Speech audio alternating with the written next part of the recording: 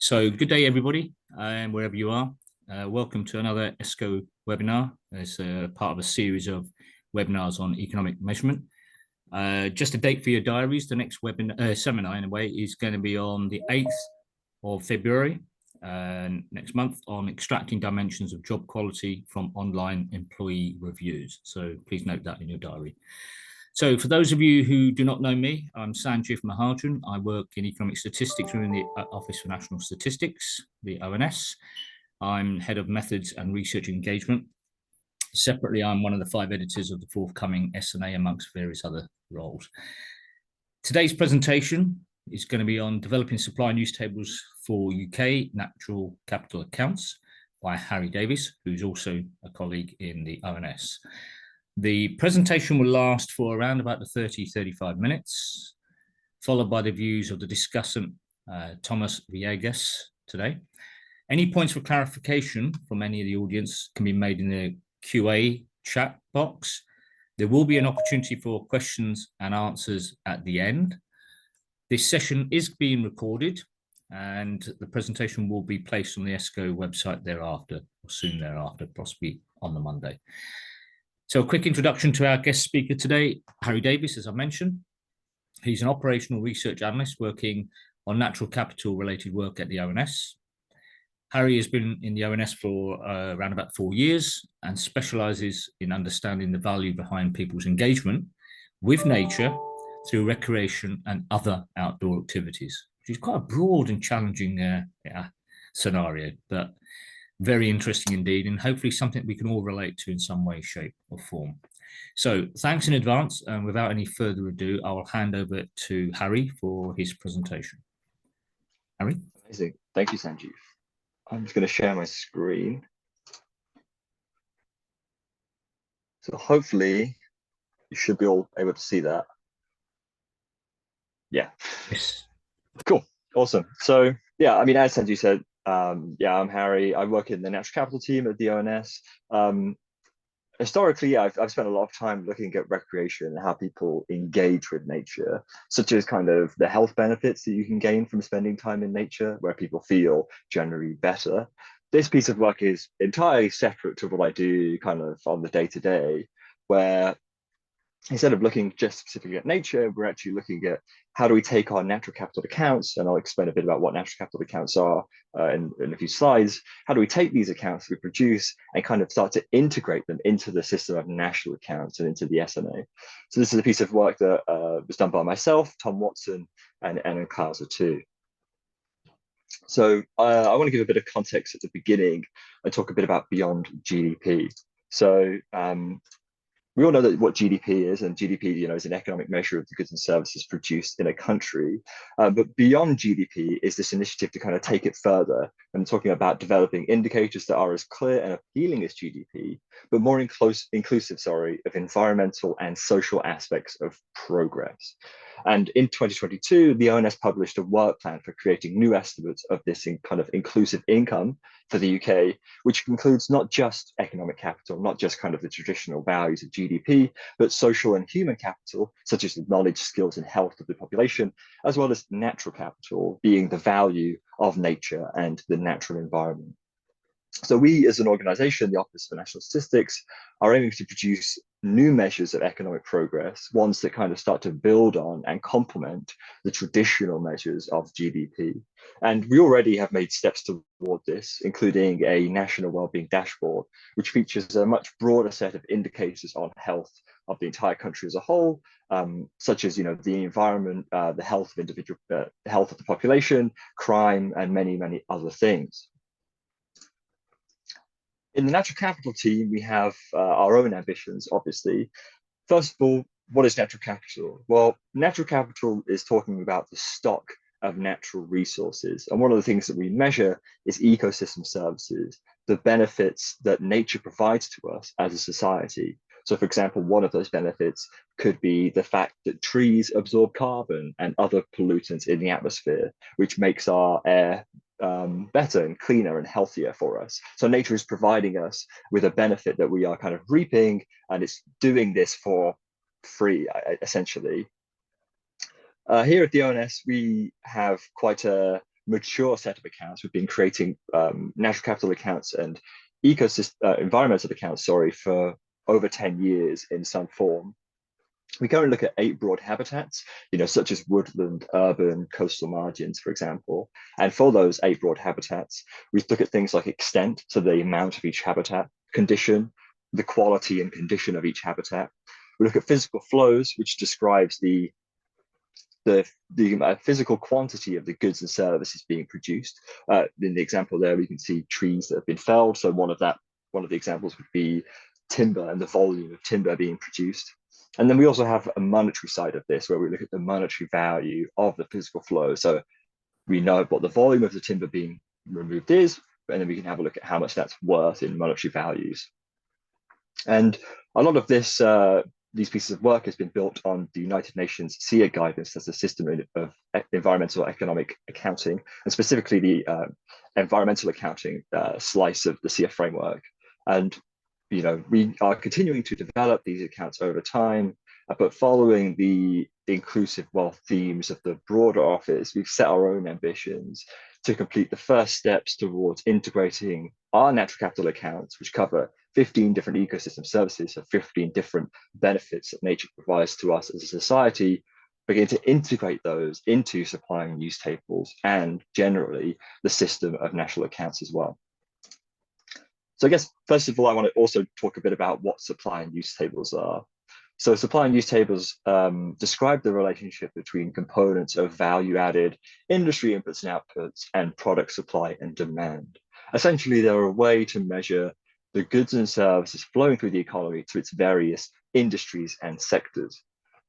One of the things we know is that the UK economy relies on nature for its goods and services. Just think of water, or even timber, or agriculture in terms of grain and corn being produced. All of that feeds into the economy. What we don't know is this true extent of nature's contribution to the economy and therefore GDP, which is something that through this piece of work we're trying to understand better. Our ecosystem services, again, the benefits that nature provides to us as a society, we can break them down into different categories. We can break them down into provisioning ecosystem services, which are tangible goods we extract from the environment. So things like food, water, energy, and materials. Another category is regulating ecosystem services, which help to maintain the quality of the environment that we rely on. So that would be things like air pollution removal. So again, trees absorb air pollution, like particulate matter from the air, and then it makes the air cleaner and healthier for us to breathe. And then finally, we have cultural services, which are the non-material benefits we obtain from ecosystems. And this looks more at the kind of esoteric benefits that we get, such as recreation and the health benefits associated with spending time outdoors in nature. At the moment, only one of these types of ecosystem services, provisioning services, are directly captured within the supply and use tables at the moment, and therefore the system of national accounts. We see that other regulating and cultural services may feature indirectly in terms of the value is available in the supply and use tables, but it's not explicitly recorded. You couldn't find one specific line of a supply and use table, pull that out, and that would be your value there for nature's contribution to society. So what we're aiming to do as part of this piece of work is integrate natural capital better into the supply and use tables so we can more understand the economy's reliance on nature. And we've split the aims of this project down into kind of 3 distinct chunks. First being simply linking our existing natural capital accounts with supply and use tables. So we already produce quite a broad set of accounts, and we just want to start to link those into the existing supply and use tables produced by the UK. The second step is to understand the flow of nature-based products through supply and use tables. So start to understand, okay, we've linked natural capital accounts into supply and use tables. We want to start to understand and see where these nature-based products begin to flow through in the economy. And then finally, aim number 3 is to estimate the gross value added by nature to the economy. So gain some sort of figure that tells you a bit about the value, the kind of true monetary value of value being added to the economy through nature and ecosystem services as a whole. So the traditional supply and use table structure looks a bit like this, where we have a supply table and a use table. The supply table shows the output of different industries and sectors, and the use table shows the consumption of those industries and sectors. In our nature-based example, we have a timber production example here below, where we see that the supply side would show the supply of timber products, and then the use side would show the use of these timber products for new products. So, for example, the forestry and logging industry would supply raw timber, and that raw timber would then be consumed by, let's say, the furniture industry to produce some furniture, which you could then buy at IKEA, for example. That's the traditional supply and use structure. We wanted to obviously extend this structure to meet our requirements for natural capital. And what you see here is that you start to begin not at supply, but actually at the habitat, so the actual asset that you're interested in. So we start at our habitat, and we know that the habitat produces the ecosystem service. So the habitat produces the benefit for us as a society. That benefit, that ecosystem service, is then used by an industry currently within the system of national accounts. That industry supplies the product, which is then used further by other industries and sectors. So again, it's much easier to understand this from an example point of view. And here we have timber production again. So we're saying that the woodland habitat produces the timber production service. That service is then consumed by the logging industry so that that industry can supply timber products, which then go on to be consumed by other industries and sectors for new products, again, like furniture. So we've taken the traditional structure and extended it so that it begins with each habitat. So to actually apply this, we first need to link our ecosystem services to the habitats that they are derived from. And for some of our ecosystem services, that's actually pretty easy. For example, timber removals, we can apply all of that £373 million to woodland. As we know, it's the woodland habitat that produces the timber removals ecosystem service. Other ecosystem services are produced by a range of different habitats. Here we see that air pollution removal can be generated from woodland and enclosed farmland and even urban with trees in urban areas as well. So there's value being contributed towards the air pollution ecosystem service by several habitats, but we've begun to link habitats to the services that they provide. The next step is understanding which industry is consuming that ecosystem service for the ecosystem related product to then appear within the traditional supply and use table. So again, we have some more examples here where we see that woodland produces timber removals. Timber removals is then consumed by industry A02, the forestry and logging industry, who would then obviously go on to supply the products that related to forestry and logging. Another example being marine habitats produce the fish capture ecosystem service. That is then consumed by A03, the fishing and aquaculture industry, who would then go on to supply fish to the traditional supply and use tables framework. Frustratingly, we can only really do this linking for provisioning services, as these directly show up and are kind of directly introduced into the supply and use tables. It's much more difficult for regulating and cultural services because often these regulating and cultural services aren't consumed by industries, but they're consumed as final consumption expenditure by households and government. So instead of having this intermediary use stage, they actually go straight to the end where they're consumed directly and finally by households and government. And the end result of all of that kind of piece of work is something a bit like this, which is an absolutely horrific table to look at. So yeah, I wouldn't try and look at it and gain some value out of it right now. But essentially, it describes everything I've just shown, which is you have the service types on the left, which are linked to the industries in the first kind of block of columns.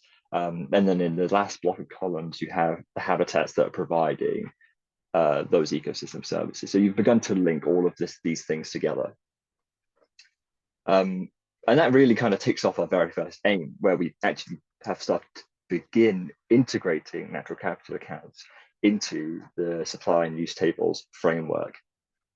But it doesn't really stop there, because now that we've done this, we can take it one step further and start to look at the flow of these products and try to figure out who is consuming these products after they've been introduced into the supply and use table framework.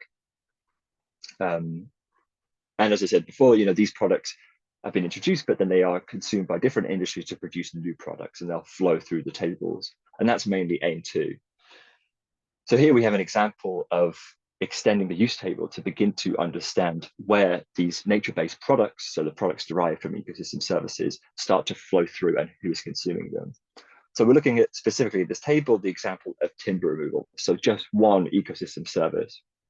On the left, we have different industries that consume timber removals. So for example, we have crop and animal production, forestry and logging, manufacture of wood and products of wood and core, and so on and so forth.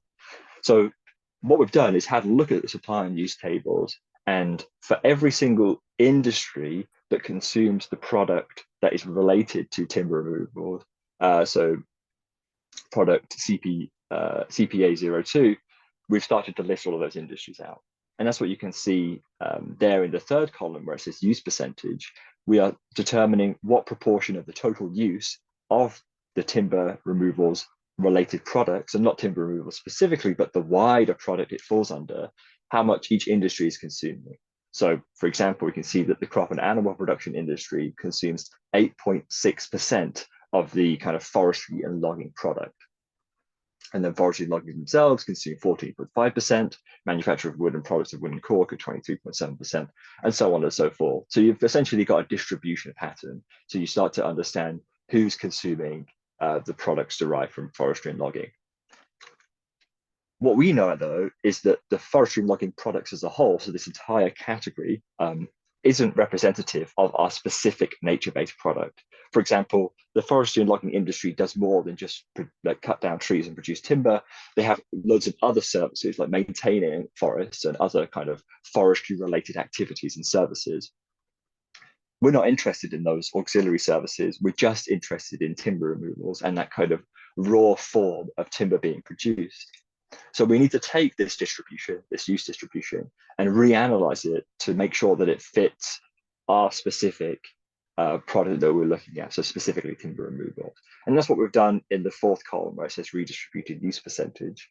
For some industries, we're saying that actually we don't believe that that industry would be consuming the ecosystem service product that is kind of captured within the wider product. So for example, we've allocated crop and animal production to 0%. And then we've redistributed that percentage allocation across the other industries that we believe would be consuming our timber removals product. It's worth noting here that one of the steps that we included was to look at domestic use of each of these industries for those specific products. So one check is that we make sure that these industries are domestically consuming the products derived from forestry and logging. And at the moment, this piece of work is very much excludes imports and exports and just focuses on the supply of domestic ecosystem services and the domestic use of those ecosystem services. Once you have this pattern, you obviously, as we saw in the previous slide, we know that the annual value of timber removals was about £373 million. So we can distribute that annual value across the different industries and sectors that we believe are using the timber removals product. And we can see there that forestry and logging consumes £59 million, manufacture of wood and products of wood and cork, £97 million, and so on and so forth. So by doing this, not only just for timber removals, but for all of our provisioning ecosystem services, we begin to have a limited understanding of where these products are traveling through the economy. And that is our kind of aim number two. So we move on to our final aim number three, which is determining the gross value added. And gross value added, known as GVA, is a measure of the value of goods and services being produced. And fortunately, the equation to determine the GVA of an industry is fairly simple. It's the output of that industry minus the intermediate consumption of that industry. So how much does that industry produce minus how much did it consume to be able to produce what it did? This piece of work is very much split between two different frameworks. First, we have the system of national accounts under which supply and use tables are built and formed. But then we have our separate framework, which is ecosystem accounting, based on the United Nations SEER guidance. And While there are similarities between the two, they are not the exact same. So we can't take this equation for GVA, which works for the system of national accounts, and apply it to our natural capital account because it doesn't really fit within the ecosystem accounting framework. So instead of applying this equation, what we've done is we've tried to estimate GVA from both points of view, from both a kind of system of national accounts point of view and an ecosystem accounting point of view as well. So first of all, the national accounts point of view. What we've done here is compare the supply of ecosystem services with the supply of an industry.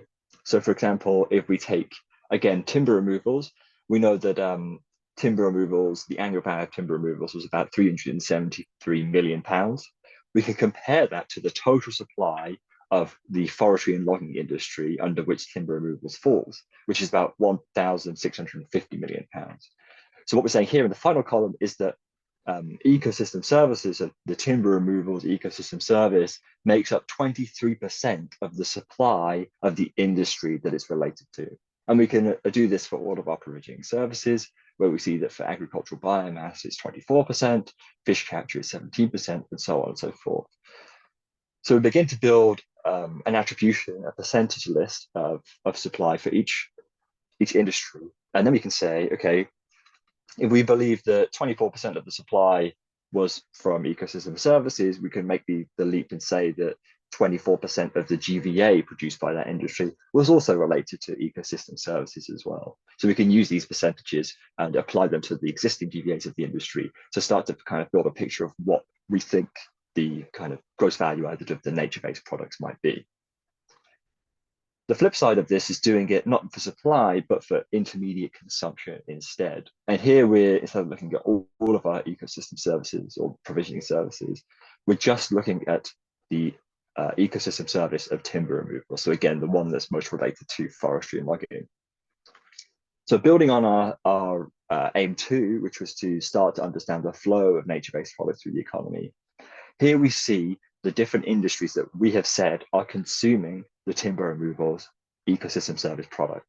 So for example, forestry and logging consumes 59 million, manufacture of wood and products of wood, 97 million, and so on and so forth. Again, we can compare the consumption of ecosystem services with the consumption of the industry as a whole to generate a percentage. So again, forestry and logging, about 7% of their intermediate consumption as a whole, so across all products, is based on the timber removals ecosystem service. So 7% is timber removals ecosystem service. And again, we can do that for each of the industries that consume the product and apply the same percentage against their GVA. So we can say that, or forestry and logging consume 7% of the total of their ecosystem services. So we're going to apply 7% of their GVA to that ecosystem service. And that this example is just for timber removals, but again, we can apply this to all of our provisioning ecosystem services and have a look at what industries are consuming each product. So the result of that is what we have here, where we have the provisioning services on the left, and we have the first column being the output approach, so the supply approach, and then the second column being the intermediate consumption approach. And we can't sum these approaches because there are a few double counter concerns. Specifically, like again, for the timber removals example, we would see that timber removals would be gaining gross value added from the supply side, but the industry consumes its own products and therefore would be gaining value added from the consumption of their own supply. So it starts to get a bit messy with double counting. But there are kind of some really interesting differences between the two different approaches, one being that ecosystem service products that are consumed by more industries tend to have a higher intermediate consumption approach GVA. So if you look at renewable energy generation, obviously pretty much the vast majority of industries and sectors would consume energy generation to produce whatever they're producing. So we can see that for that one specifically, it's about double the value for the intermediate consumption approach as it is for the output approach. Again, unfortunately, this approach can only be applied to our provisioning services because those are the ones that are kind of explicitly, you're able to kind of explicitly pull them out of the traditional supply and use tables framework at the moment. But that obviously leaves a lot to be desired, as there are many other services that aren't being included within this analysis. So that was the national accounts approach. Next was to look at it for more from the environmental accounting approach. So to do this, we had several discussions with topic experts and as a team to fundamentally determine how to calculate the gross value added of ecosystem services, so of the benefits that nature provides to us as a society. And the more we looked at it, the more we realized is that actually the estimates of ecosystem services are akin to the economic output of nature. And these estimates are mostly based on the concept of exchange value, which makes them somewhat similar to the output estimates from within the system of national accounts production boundary, and therefore somewhat comparable to estimates of GVA as well. So here we've made the assumption that the annual value of each ecosystem service, so the output of each ecosystem service, is equivalent to gross value added. And this approach means that we can apply it to all of our services, not just provisioning, but now also regulating and cultural. And the main takeaway is that the value there at the bottom shows that all of our ecosystem services had a gross value added of about £51 billion in 2020, which is not a small figure. And if this estimate of the economic output of nature were to be considered as a traditional SMA industry, it would be larger than the construction of buildings, the telecommunications, or the insurance service industry. So it would become its own quite vast industry within the traditional supply and use framework. Our existing natural capital accounts don't capture all of the ecosystem services that nature provides to us. So we're not capturing everything. We're missing quite a few different things and quite a few different benefits that nature's providing. So this is just kind of one, maybe perhaps lower tier estimate of what nature's true value added could be. We also see that the cultural services there at the bottom are quite dominant as a value, representing close to half of the total value. And I think that is because what we see with provisioning services is that provisioning ecosystem services flow through the traditional supply and use framework, where value would be added at each stage. Whereas our cultural services go straight to final consumption expenditure by either households or government. So therefore, the vast majority of the value is being captured in one foul swoop at the end. And this kind of starts to lean into the knock-on impact and the value added through the supply chain. So again, talking about provisioning services, we're only looking at the value added at the very beginning. So when they're first introduced into the supply and use framework. What we should really be doing is looking at the knock-on impact of the supply chain. So as I said, ecosystem services would enter the supply and use tables framework. They'd be consumed by an industry, would then produce that product. That product would then be consumed by other industries to produce new products. And at every stage, there's value being added, new value being added. And we should, in theory, be able to attribute some of that value added back to nature and back to the ecosystem service. For example, you wouldn't be able to produce a wooden table without the timber at the very beginning, but through the GVA approach that we just saw, we're only gaining the value added at the very beginning, not the additional value added when the timber becomes a table. So at the moment, we don't really have a way to estimate this kind of knock-on impact on the GVA through the supply chain, but it's something that we're obviously very interested in doing down the line. But this whole piece of work is very much the first steps towards actually integrating natural capital accounts into supply and use tables. It's a first kind of stab at the whole concept, and we've made a decent amount of progress, probably a lot more progress than we had initially thought we would make, but there are many more things that could be done in the future. And these next few slides just start to talk about some of the things that we could potentially look at moving forward. So on our first aim, we could look at producing physical flows. So all of the information I just spoke about there looked at specifically monetary value, where you begin to track the monetary flow of these ecosystem services. But as I said at the very beginning, things like timber removals, we have physical flows. So we know the physical quantity and volume of the amount of timber being produced. We could create these initial supply tables that show the physical flows being linked between habitats, where we have the habitat produce an ecosystem service and we see the physical flow of that habitat as well.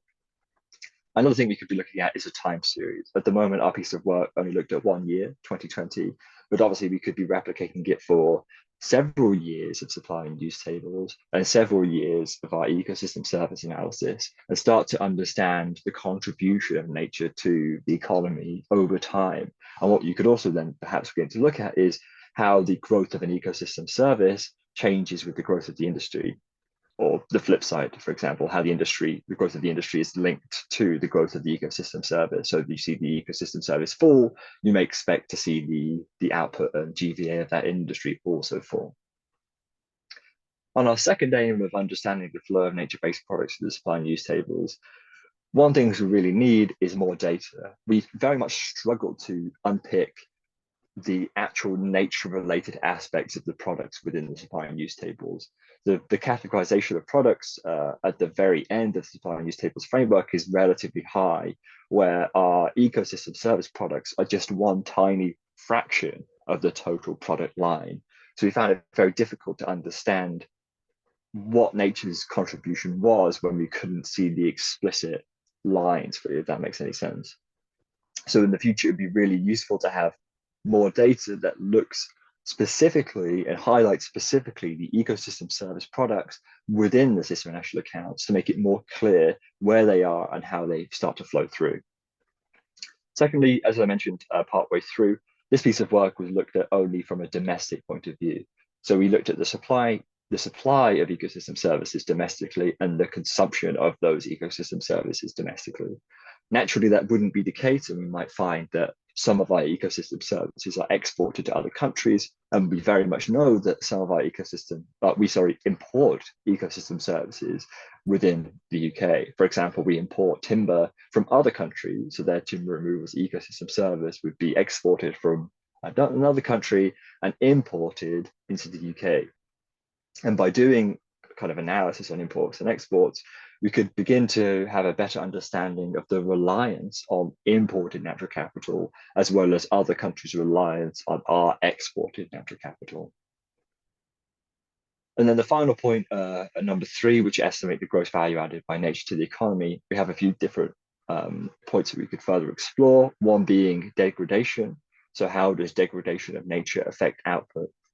So for example, if we degrade nature and if we reduce its quality, will that have a knock-on impact on the output of that ecosystem service? So for example, we could cut down all of the trees in the UK today, and we'd see a massive spike of output hit the supply and use tables with all of that timber. But what that would mean down the line is that there wouldn't be any production of timber removals in the future. So we'd have a massive benefit now, but the future benefit would be zero, and therefore it would have a long-standing impact on the economy. So how does degrading nature influence and change the economy moving forwards? And then another one being supply chain impacts. So looking at the reliance of the economy on ecosystem service products. And specifically here, you could look at things like climate change impacts from other nations. So where we import a lot of natural capital-based products, how does climate change affecting other countries change the way and change the amount of ecosystem services that they can produce? What's the knock-on impact of that for us? If one country can't produce as much timber, then obviously we're going to end up having less timber imported ourselves. So, what is the impact of that on our economy as a whole? And although this piece of work was very much kind of experimental and a first go at integrating natural capital accounts into supply and use tables, we have been able to take away some of this work and start to integrate it into our annual account. So annually, we publish all of our ecosystem services, all 15, in this kind of big summary table. And this year, we were able to take the work from our supply and use tables work, where we applied ecosystem services to habitats and used that within our account. So here on the left, we can see the annual value of ecosystem services in the UK by their habitat. So we can see that the marine habitat provided the most value in 2021 of all the habitats, closely followed by urban and woodland habitats. And on the right, we can then start to see a time series of how the habitat's contribution to ecosystem services changes over time. And we can see that there's a big dip in urban in 2020, and you also see that marine starts to fluctuate. over the time series as well. And then you could dive deeper into why these fluctuations are happening. So, for example, with the marine, it's mainly linked to oil and gas and the production of oil and gas, but also the prices of oil and gas into the future. And that pretty much summarizes this entire piece of work. So it's very kind of experimental, very a very first go at integrating it. There's much more work to be done, but we've already managed to gain some benefits and gain some value from this piece of work. But yeah, that is pretty much it from me. And just to say, before we take some questions in a bit, just want to say we have an email address, natural.capital.team@the OMS. And if you have any questions or want to know a bit more about what we produce, then I'm more than happy, and the whole team is more than happy to answer your email, and would be honestly delighted to hear from you. So please bear that in mind. Thank you very much for that, Harry. Just to let you know, there are some questions coming along in the chat or in the QA section. I think one comment I just want to make is just for other people's information that in the 2025 SNA, we've already decided, and is work progressing rapidly, on the cost of depletion of natural resources will be considered a factor in the cost of production and within the production boundary. So obviously that has a range of implications. So I'll draw a line there and pick out later. But just to say to people, if you've got any questions, please add them in the QA section. We will pick them up. We're going to move to the discussant part before we do so. Thomas Villegas is working for the Task Force on Nature-Related Financial Disclosures. Very briefly, Thomas previously worked at the Bank of England and was an economic advisor to the Dasgupta review, which many of you probably are aware of, read, etc. And it's a key input into this arena and domain. So over to Thomas for his discussion review of Harry's presentation and content. Thomas, over to you. Great. Thank you very much, Sanjeev. Thank you very much, Harry, for that excellent presentation. And thank you for everyone listening in. So first, I just, again, want to start by underscoring that I think it's a brilliant piece of work that Harry has presented on. And I think himself and colleagues have done an excellent job of being to translate and further on this really important issue. I think just to kind of set the scene, I know Harry did a little bit, but I think I just want to underscore a few points about why this is critically important. As the Dasgupta review, which I was fortunate enough to be part of, but a wider range of literature has really highlighted, particularly in the last few years, is our economies and financial systems' reliance on nature is absolutely fundamental. And indeed, the condition of the natural world has quickly become not just an environmental issue, but also an economic and financial issue. And as such, our ways of measuring progress and economic progress in particular need to rapidly catch up. And so again, I'd like to congratulate Harry team and the ONS for continuing to pioneer in this space. Now I have a few comments on the content, which Harry's also managed to tee me up for in terms of towards the end. But first, before going into that, I just want to also illustrate how important this work is into what's going on into the wider spectrum of measurement and management going on. So as Sanjeev mentioned, I have another hat on as part of the TNFD, the Task Force on Nature-Related Financial Disclosures. And as part of that work, what I and indeed globally, we're seeing, particularly in the UK and elsewhere, is this increasing need and demand by real economy corporates and financial institutions to understand better their reliance on different aspects of the natural world. So as Harry kind of mentioned, really looking from source and understanding how the goods and services they provide really depend and where they depend on different aspects of nature. And I think this work that Harry presented on, and more generally the agenda from the ONS, can help businesses and financial institutions, particularly in the UK, better understand that domestic reliance. Now, just briefly on some strengths and limitations of the work. And again, as I said, this not saying anything dramatically at odds with Harry, as he already teed up, and it's already great to hear that these avenues for future progress. I think one was particularly on that split very early on that Harry illustrated between the different types of ecosystem services, provisioning, regulating, and cultural services. I think, as you know, the body of literature I've mentioned has highlighted regulating services, indeed, in terms of the fundamental element of what they are. They're the things that keep the world taking over, whether it be climate, whether it be on the climate and atmosphere, but also more broadly the other regulating services. And those are inherently very hard to value, be able to quantify. And so I think in this framework, the team has done an excellent job at trying to scratch the surface of doing it, noting that with provisioning services, given the nature of those services, they're easier to both measure, but also have a higher degree of market values already ascribed to them. And so thereby in the input and output framing, easier to get more reliable or robust results. I think another point which Harry pointed on was about the direct reliance, which is a core focus more generally of input-output tables. But given nature and given this indirect reliance, particularly for a lot of businesses and financial institutions who aren't in the primary sector or primary industries of the economy, supply chains are the big part of where that reliance is captured. And I know that there is broader work going on to understand better how to measure that reliance across supply chains. And I think it's very encouraging to hear that some future work is going to be looking at that. Third, I think this point about domestic versus foreign reliance is also really critical. I mean, again, noting that this is something that I think could be explored upon further.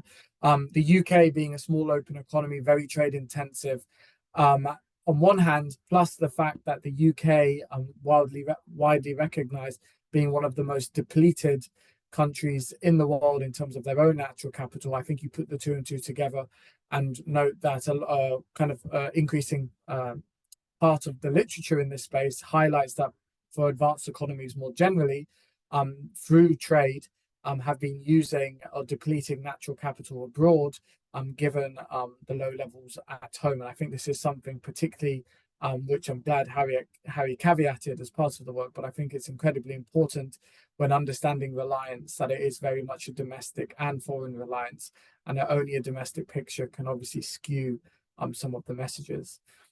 Finally, I think I would just want to comment on the physical versus monetary point.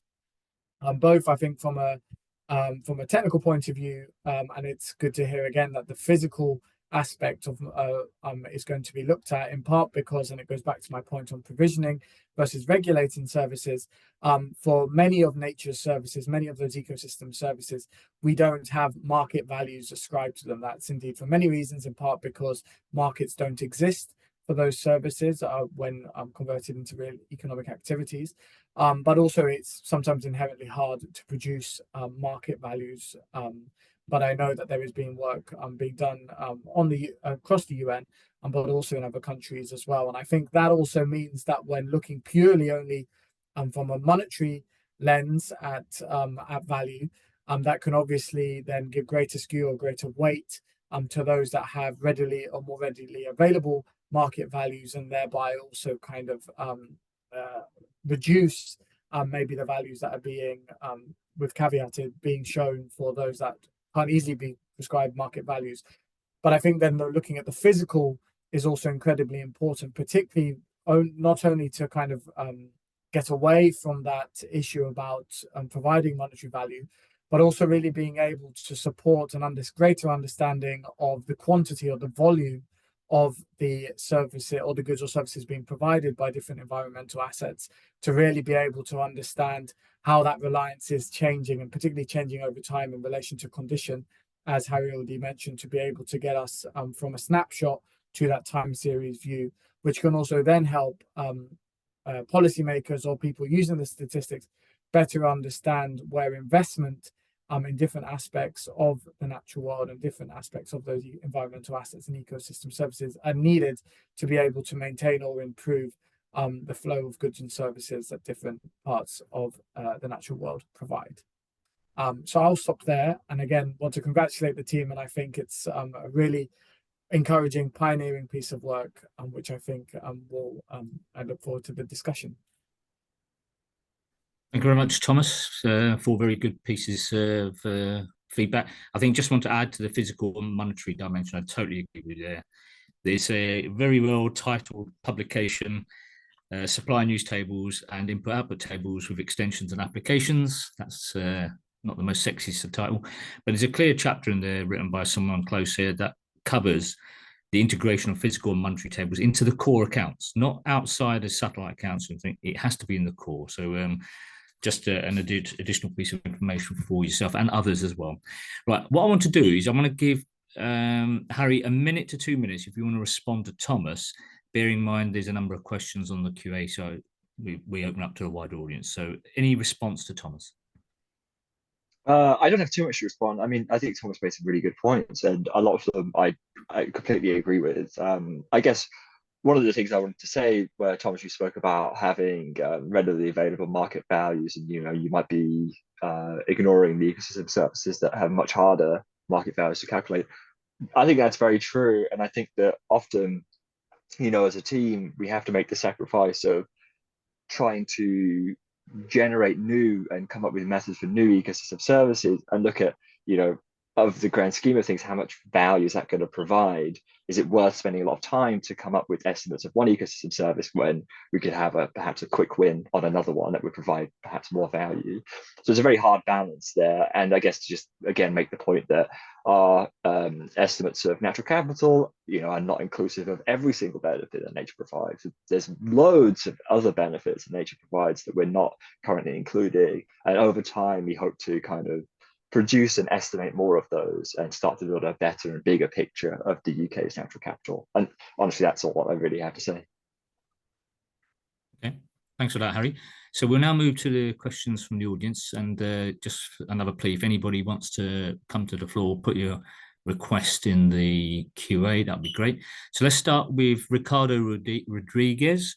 I'm looking to Sarah, hopefully, who can allow you to unmute and come on and ask your question. Pause for a moment.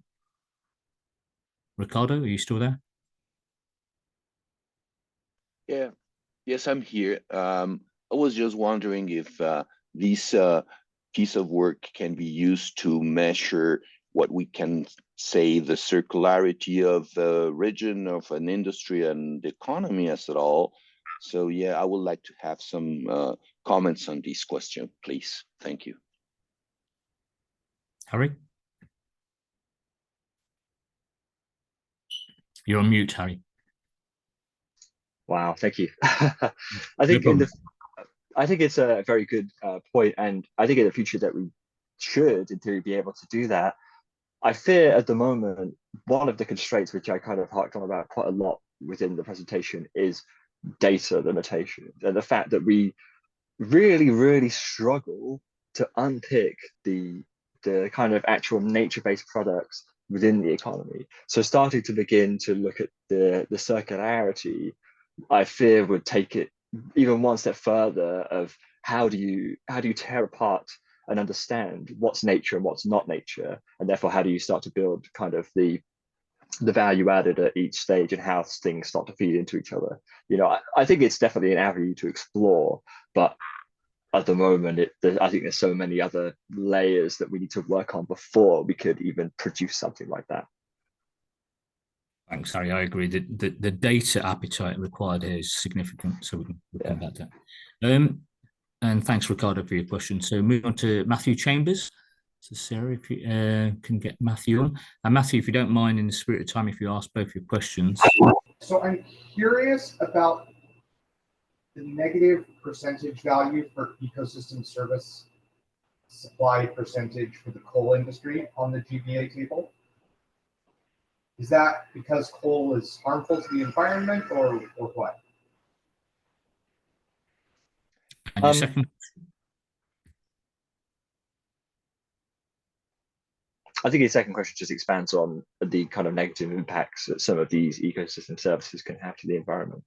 The coal one is quite interesting, and I think some of the ecosystem services show a negative impact on the environment, but actually the way that we estimate the annual value for coal is a resource rent approach, where we essentially take the gross operating surplus within the supply and use tables for the coal industry and attempt to strip out all of the value that we kind of are aware of, and hope in the hopes of that. So we strip out things like operating costs, compensation of employees, other taxes, other subsidies, and so on. At the end, you should be left with nature's contribution to the value within the supply and use tables. And when we do that for coal, actually we find that nature's contribution is negative, which is quite an interesting quirk. Other ecosystem services, I think carbon sequestration is a really good one, because at the moment you'd see that the value for carbon sequestration is negative. And that's because the UK's landmass actually doesn't absorb carbon as a total, it emits carbon. So the net stance is that the UK emits more carbon from its land than it stores and kind of consumes. And therefore, because it's doing that, you lead to a negative annual value. So I think in that regard, you do see that some of these ecosystem services show that they are degrading nature. But I think on many of the other ones, that's very much disconnected at the moment. And all you see is the economic valuation of it, not perhaps what the actual true value of depletion is. And that's a piece of work. Depletion as a whole is a piece of work that we're working on at the moment, as kind of Sanjeev alluded to. And I think it comes out next month. Yeah, it comes out next month and kind of starts to talk about those kind of things where you have what does depletion mean for the UK and ecosystem services as a whole. Thanks for that, Harry, and thanks for the questions, Matthew. I could hear you ask the questions, actually. It's ironic. It's bizarre. Right, so moving on to the next person, Calvin Jones, who's got a nice technical question, which I'm keeping back. But Calvin, if we can get you in. Yeah, thanks, Sanjeev. It's very straightforward, actually. I was wondering if you are concerned about the supply chain arising as gross value added, have you thought about putting this into the analytical symmetrical tables and just using a Leontief inverse to get effectively the ecosystem services multipliers for final industries, which we do for sort of carbon all the time. So that would seem to be fairly straightforward and maybe quite illustrative. But great project, thanks very much. Yeah, I mean, I'd like to caveat first of all, right, that I am not an expert in the system of national accounts and or supply and use tables and or input-output tables. I've had some roles that dabbled in those kind of things before, but I've never really, been able to stick my teeth in. And as part of this work, I was coming at it more from a natural capital point of view. The Leontief inverse is a really good point and something that we discussed with the supply and use team at the ONS. So my understanding, not a great understanding, but my understanding is that the Leontief inverse in its kind of native form wouldn't work for us because we are interested in looking at it in the opposite way, in the sense that we don't want to know what changing the output of a product would have on the products that feed into it, but actually we start with the raw product and we want to know what the impact of changing that raw product is on the future products that are derived from it. If that makes any sense at all. That is my understanding, and therefore we kind of struggle to make any progress. That being said, it's definitely an avenue, if we did do a future publication on this, that is an avenue I would explore further to see, and I'll probably speak to the supply and use team a lot more to start to realize how we could manipulate the Leontief inverse and whether we could to actually get what we want out of it. Yeah, I think that's really interesting. That there are, 2 points. You can derive forward linkage multipliers. So you can go the other way from products through, down the supply chain, not up it, to find out the final implications. But I think also it would just be illustrative to know, for every final product, without changing any output levels, what proportion of that output or value added was dependent on, or how many units of ecosystem services at different types were related to £1 million of output, which is what we use for carbon. So I've got carbon intensities of different industries, only for Wales, and that would still illustrate where your kind of hotspots were in your final industries in terms of their ecosystem services. But I might drop you an email and have a chat with this. It's very interesting. So I was just about to say that would be really useful, Calvin, if you could drop me an email. I mean, we can have a further conversation. As I said, I'm not an expert, and I'd love to hear people's thoughts on how we could progress this further. So yeah, I'd appreciate that very much. Thanks for that, Calvin, and thanks, Harry. I'll just add, I think the first step I would move towards is compiling the environmental extended input tables. And then from that, you're going to get very different Leontief inverses, etc. And then you can go down this channel. It's my steer but we can take that forward separately. Right, so next question from Matt Whipple. If we can get Sarah, if we can get Matt on.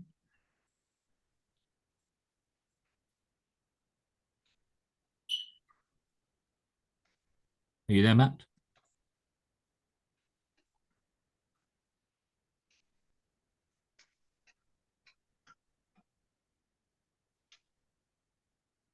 If you're on, Matt, please go ahead.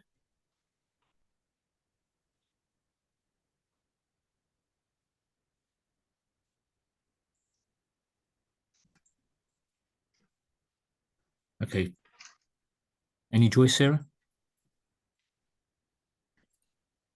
I've allowed Matt to unmute. So give him a couple more seconds, and if he can't connect to his mic, maybe read the question out. Yeah, will do.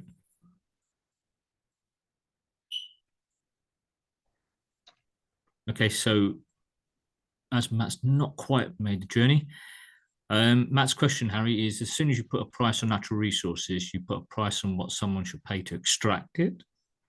Has all of this been ethically approved? It's quite a philosophical question, so I'm not sure I completely understand the answer to this question. I guess I'd say that nature is priceless. You couldn't just get rid of all of nature right now and everything would be, you couldn't sell it. I think our estimate of the asset value of nature is like 1.5 trillion. You couldn't just sell it for 1.5 trillion and everything will be hunky-dory. So it's priceless in that respect, but we can still aim to value nature and value nature's contribution to us as a society. In terms of pay to extract it, I don't really understand to the full extent, because I guess most industries would probably be reaping the benefits of nature without actually paying much to begin with. For some ecosystem services like timber removals, for example, we have something called the stumpage price, which effectively is how much someone would pay to be able to have the right to chop down that tree. So those kind of things do exist, but yeah, that's as far as it goes for me. That's fine. I think parking the ethical dimension, the value of extraction is something, but then also the value of having, let's say, for example, the pleasantry of walking through the woods is a different value that the consumer would put onto. So there are variations, and significant variations to note. So thanks for that, Harry. So I just want to check with Sarah. There's two questions from an anonymous attendee. I'm assuming you can or can't mute, or should I just ask the questions? I'm unable to let them to unmute, so if you could just read them out. We do. So Harry, on the first one, on the last few slides, the urban habitat was shown in the charts. What is the urban habitat and what ecosystems does it provide? Is the first question. And then the second one is, does ONS have supply news tables appropriate for analysis of net zero emission target? So two different questions, but go ahead. So for the first one on the urban habitat mainly refers to built up areas like your towns and cities, which you would think initially doesn't provide any kind of value or any kind of ecosystem services, but that's not really true in the sense of you have loads of, the better cities have lots of green space built within them, where there are parks and woodlands and lakes and rivers that people can go to as a form of recreation, to kind of get away from the urban environment and actually engage with nature. So one of the ecosystem services would be recreation, and would be recreational activities within the built-up areas. Other ones, there's obviously trees in built-up areas. They're not just completely concrete and buildings. Those trees do several things. They absorb carbon from the atmosphere. They absorb pollutants from the air, but they also cool the natural environment that surrounds them and reduces the temperature. And that can have a knock-on impact on our productivity. So we see the temperatures reduced in certain areas. That might mean that there's less productivity loss because the temperature is lower in a heat wave, for example. And then another example is noise mitigation. We see that trees are very good at reducing the noise levels. So if we have loads of trees right next to a road and some houses behind those trees, those houses wouldn't hear as much of the road noise. And there's a benefit to be gained from that, and we can estimate that value as well. So that's the answer to that one. The next one about the whole net zero thing. I'm not too sure on this. I don't know if Sanjeev, you have more information and more thoughts, but I imagine that it's something that very much sits with the Department of Energy and Net Zero now, is generating those kind of estimates. Yeah, I think it's closer to their work than what we should be doing. We should be providing the facts, the figures, etc., with the assumptions, and then the interpretation is a fine dividing line. I just want to pick up one item. I'm assuming it's the same anonymous attendee who's got a follow-up. He sent a link in the chat, and it uses Gauche input to output version.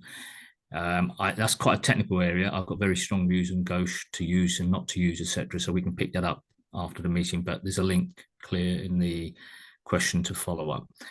Yeah, I'll just take it. That's fine. Next question is from Michael Lyon.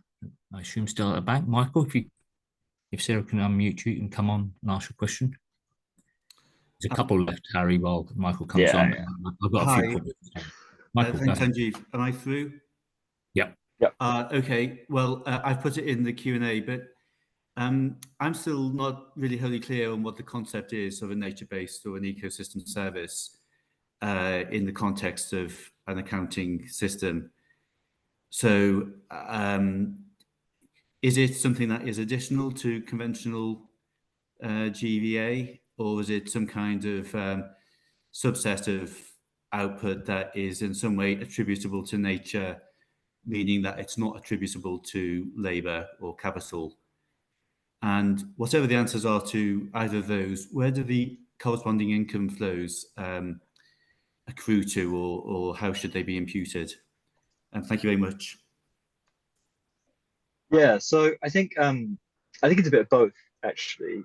But I guess first things first is that, at the moment, if you were to look at the traditional supply and use tables and have a look at the GVA of the forestry and logging industry, they just, you'd be able to determine what their gross value added is, right? But what we're trying to fundamentally understand is what part of that is related to nature, right? Because there has to be some sort of fundamental part, because they're consuming and using the goods that nature provides to us. So nature is going to, in some shape or form, provide some of the value that's being captured within that GVA. And I think the whole point of our natural capital is to value nature, and the whole point of linking natural capital to supply and use tables is to better understand where that nature feeds in to the economy. In terms of whether it's kind of additive or already included, in a lot of the provisioning services, the gross value added should already be included in theory within supply and use tables already. It's a very much a service by service thing, because some things like, for example, air pollution removal, to value air pollution removal, what we actually do is we look at the reduction in health services required because there's been a reduction in air pollution in the air. So we're saying that the air is cleaner, therefore requires less health intervention to keep people at the same level. Whether or not that is already in supply and use tables is, I guess, is an interesting question, because in theory, what you've done is you've reduced the output of the National Health Service because you've made them work less hard, because it's not as, the environment is not as bad, right? So in that sense, the value being added there should be additive to the existing supply and use tables framework.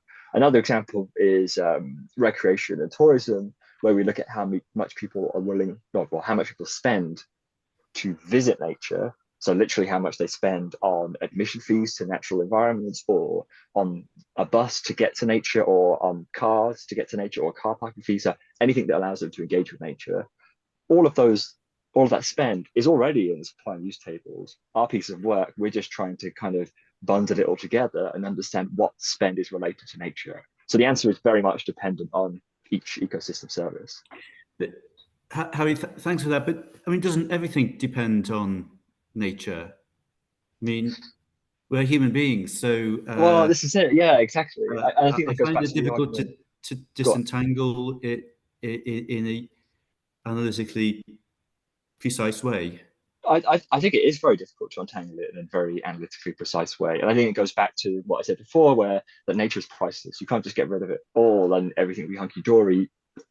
a lot of things that we do is underpinned by nature, but it doesn't negate the fact that it's valuable to try and value it for policymakers and for people to understand the benefits of that.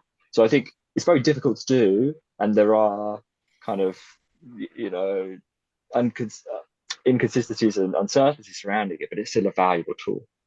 I think Thomas wants to come in on that. Yeah, just briefly, thanks for that, Harry. Thanks, Michael. There's a few more questions to squeeze in, but I know Thomas has put his hand up quickly. Tom? Yeah, just very quickly, I think it's a very good question. I think I would, Michael, also encourage you that in the descriptor review, there is a analytical model to be able to get to this point. I think as Harry has mentioned about really looking at the production function and that relationship between natural capital and produced and human capital, and through that being able to have an analytically rigorous framework to then actually be able to understand those relationships. So yeah, I'd encourage you. It's chapter 4 of the descriptor review. Thanks. Okay, thanks for that reference, Thomas, and thanks for your questions and points there, Michael. So moving to the next one is Keshab from University Hull. I'm just going to check if Sarah can unmute you and you can come on, Keshab. Hi, thank you for all presentation. My question is simple on the imputing the degradation of natural resources. So how these degradations are allocated or calculated, how their annual flows are determined, and how they are allocated to the different industries. Do we have a matrix for this one, degradation of natural resources, and the accounting of that? So I'm sorry, this is a very simple clarification question. Thank you. That's not a problem. Harry? Yeah, so I think, well, I look at it, your written question as well, just to answer this, is yes, if supply and use tables are updated every year to account for natural resources. So at the moment, they don't include any kind of natural resource related work or again, the ecosystem services that I've spoken about here today. In terms of degradation, I don't know is our answer. It's a colleague of mine who's been working on the degradation work, and he would be able to answer much more detailed about our upcoming degradation publication. But at the moment, it's very much like this piece of work that I presented today. It's very much a first go and first trial at implementing estimates of degradation for natural capital, and it's something that we're going to improve in the future. So we haven't actually produced any degradation annual flows yet, but they will come in February. So yeah, I mean, also upgrading, like just degradation, maybe there are improvements and things. Yeah, thank you. Yeah, all right. Thanks, Keshab. I would also throw in a lot of focus on depletion and degradation, but we also need to bring in the focus on investment, because there's a lot of investment going on in various aspects, let alone, for example, trees, etc. I've covered already the point and the link. I just want to ask Sarah if we can keep the questions and the links that can be sent to Harry and co thereafter. There was a comment from Shelley Bogra about a nice presentation, so tap on the shoulder there, Harry, well done. And then final question on the list is from Rachel Solovichik. Sarah, if you can unmute. Hi, Rachel. Hope all's well. If you can come in and ask your question. Can you hear me? Yep. Yes, we can hear you. So, I mean, you did great work, and my only criticism, I think you're underestimating stuff. And there's this new MBR paper that shows crazy high amenity values for trees. And like, I think their value, if you took it seriously, would be more than everything else you've done. And wondering if you've thought about, trying to benchmark things to how much people pay to live next to a park and stuff like that. Very good question. And actually, we since this piece of work, we improved one of our ecosystem services that looks at recreation and aesthetic values of house prices. So specifically, exactly what you've just mentioned is people are willing to pay a premium on a house that's next to a park. One, because they have views of a park or views of nature, and two, because they have direct access to park that's free and really easy for them. So there's definitely value being added to the house price there. And our new upgrade on our ecosystem service that was published in November starts to describe that in better detail, and you can start to unpin the value being added to different houses based on the type of house they are and where in the country the house is as well. I guess I'd also say that a lot of our estimates we try to be relatively conservative with as well, in terms of the way that we measure them. And two, our estimates are usually, we try to make our estimates based on the concept of an exchange value rather than the concept of willingness to pay. And what we find is that you often find that people are willing to pay more than what the exchange value would represent. So, in the case of recreation, where we look at how much people spend to travel to and engage with nature, they would be willing to spend more than they are to do that. But at the moment, they don't spend that amount. So what we find is that their willingness to pay is more expensive. So I guess it depends on what the paper, the valuation methods of that paper specifically. But I think it's very good point. And I think I completely believe that that's true with the amenity value of urban trees being very high, because, some urban environments can be horrific unless they are covered in nature, and nature can add so much value and so much life to those kind of places. So I completely understand that 100%. Thanks for that, Rachel. So just to give you a bit of assurance, Harry, there's no more questions. However, Cool. I've got a couple of before we finish off. Obviously, this is initial work. It's in its infancy, but it's come a long way, which is really, really good. Has there been any feedback loops to estimates within the monetary tables? Because obviously, if you think about the barrels of oil and then that's valued and balanced in the supply and use tables, or the bales of hay, etc., when you then get to this situation, has there been any examples of any feedback loops, or is that something that will be coming in the future? And then secondly, we've talked about the wider picture beyond UK, etc. Do you think you'll be doing any analysis on the subnational and the regional level? Two quick questions, hopefully, for you. Yeah. So I think feedback loops is actually a really good question. We haven't run into them yet, but as you know, a decent chunk of our estimates are based on the resource rent approach, so therefore do use supply and use tables values. But as we don't currently feed in to the supply and use tables, we have no kind of impact on those values at all. But obviously, it is something that we'd have to think about moving forwards. I think the solution to that is to move away from a resource rent approach. In the grand scheme of things, the resource rent approach isn't always the best way at measuring nature's value.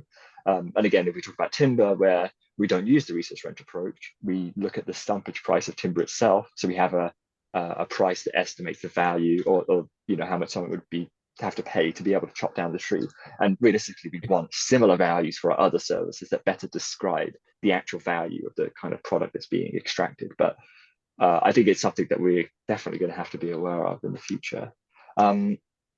Subnational analysis, it's a very big piece of work for us at the moment, is to continue to disaggregate geographically. And over time, we find that more and more of our services were able to produce lower and lower estimates. So, for example, air pollution, we now have a look at a local authority level. We have the same for carbon sequestration and greenhouse gas emissions as well. And I think we have a relatively low level of disaggregation for our recreation and aesthetic house prices work. So the more development we do, the lower we're able to get. But at the moment, there's too many of our ecosystem services that aren't available at subnational levels. And it always pins down to data. If we had great data, we would do it already, but it's just we struggle to do these things with the data that we've been given. Okay, that's excellent. Thank you very much. So I'd like to say thanks to Harry and Thomas for their contributions, and obviously all the people who asked questions and attended this session. Just to remind you, the next one will be on the 8th of February. As I mentioned, it will be extracting dimensions of job quality from online employee reviews. And on that, I would like to say goodbye and thanks to the hosts behind the scenes, etc., making this happen. Have a good day and au revoir. Thank you. Goodbye. Thank you, everyone.